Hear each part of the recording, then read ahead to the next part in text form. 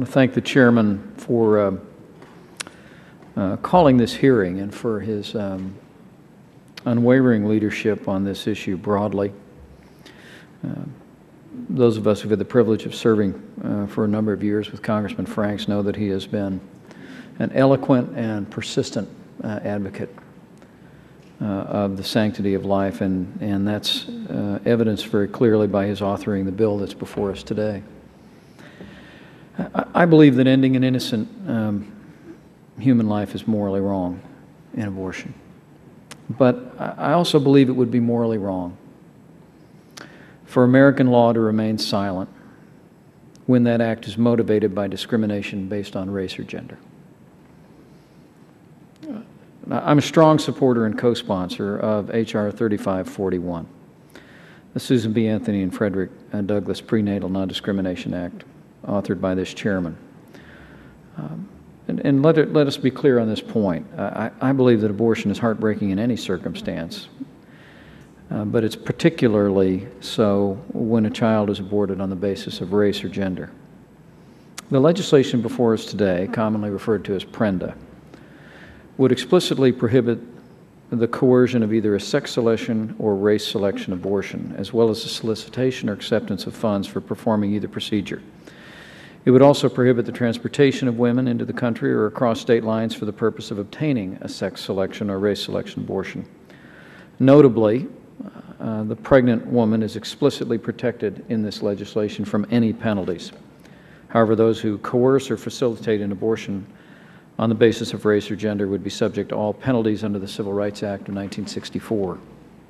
Now, having glanced a bit at summaries of the testimony we'll hear today, I know that there will be arguments made from this side of the panel and that this legislation is unnecessary or even frivolous. But I have to say, Mr. Chairman, the facts suggest otherwise. Today, an African-American unborn baby is 5 times as likely to be aborted as a white baby.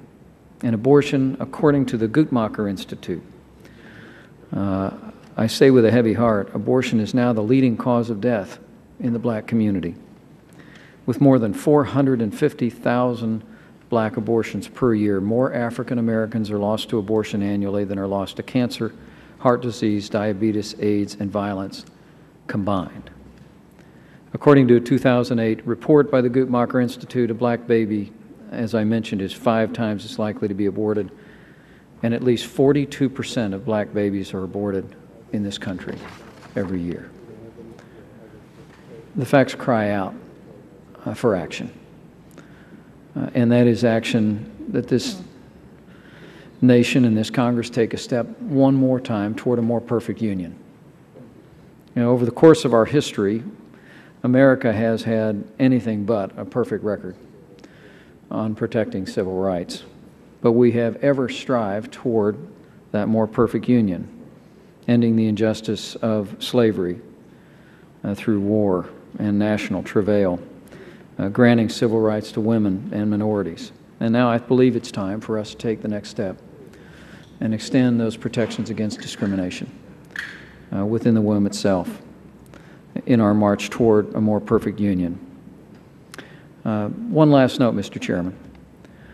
Perhaps the most compelling fact before this committee today should be the realization that while the United States has been on the record for some time condemning sex selection abortion around the planet, our own laws are silent on the issue of sex and race selection abortion. Thanks to your leadership, Mr. Chairman, and I hope with bipartisan support of members of Congress, we'll change that and we'll see the laws of this nation reflect our nation's deep commitment to civil rights for the born and the unborn. Now I yield back.